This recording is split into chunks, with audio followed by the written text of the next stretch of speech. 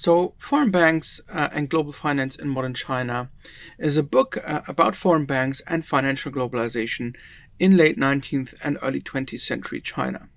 Now, globally, this is a period historians usually see as the first time we really had a truly global economy, with a high level of mobility of people, ideas, commodities, and also money and capital. Now, in terms of money, this period was really a high tide of financial globalization and of global financial integration.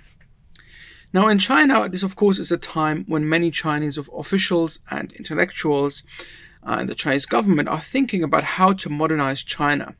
And at the same time, China's connections with the global economy, including financially with the global economy, grow rapidly at this time. Now, the book really traces how China was financially connected to and integrated with the first global economy and shows that foreign banks operating in China were the main financial connectors between the global economy and China at the time. Now, at the same time, the book shows how the decades before the outbreak of World War One saw the rapid internationalization of Chinese finance, and that is both in terms of public finance and the connections between Chinese state finance and foreign capital and bond markets, and in terms of the banking sector on the Chinese coast, where there was increasing interaction between foreign and Chinese banks.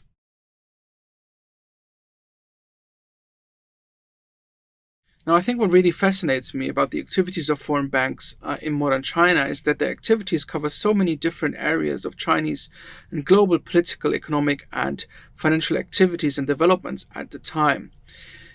These banks were foreign in origin, of course, but they operated in China. They had first entered China during the 1840s, and then between the 1890s and World War One, many foreign banks opened branches in China.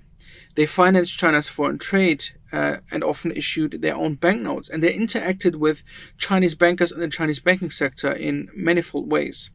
But at the same time, they also provided loans to successive Chinese governments and financed things like the construction of railways. So they also worked with a variety of Chinese officials of the local and central Chinese government and were at the midst of many Chinese modernization projects. At the same time, the activities of foreign banks also extended beyond China to foreign capital markets. In cities such as Berlin, London, or Paris, foreign banks raised capital for the Chinese government and had to try and sell the idea of investing in China and in Chinese bonds to foreign investors. And in turn, the money that foreign banks raised for the Chinese government, primarily in Europe, came to play an important role in Chinese public finance and in key events in modern Chinese history, such as the 1911 revolution, for example, that brought, of course, an end to imperial rule in China. So it was really interesting to try and trace all these different activities of foreign bankers and their interactions with Chinese actors in modern China in the book.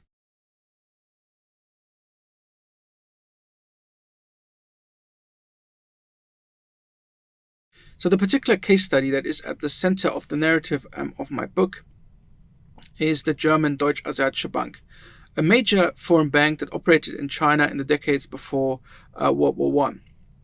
Now, this particular bank was established in 1889 by some of the most important German banks, such as the Deutsche Bank, and its establishment very much stemmed from an increasing interest of these German banks in the Chinese market. Over the next 2.5 decades, the Deutsch-Asiatische Bank became one of the leading foreign banks on the China coast, with a branch network that covered most important Chinese treaty ports, but also extended to Japan and elsewhere in Asia. It issued several large loans for the Chinese government in Berlin in cooperation with other major foreign banks such as the Hong Kong and Shanghai Banking Corporation. And in the Chinese banking sector, like many other foreign banks, it became part of Chinese financial networks. Now, my book follows the bank's history up to the end of World War One, when the bank was liquidated by the Chinese government after China's declaration of war against Germany. And in doing so, it really brings to the reader many of the key figures of the Deutsch-Asiatische Bank's history in China, ranging from the numerous young bankers that came to China in the early 20s to the senior bankers that operated in the financial capitals abroad, like London or Berlin, to raise capital for China. At the same time, through the bank's history, we also learn a lot about their many Chinese interlocutors, ranging from Chinese business partners and staff to Chinese officials in different Chinese provinces and at the Chinese court.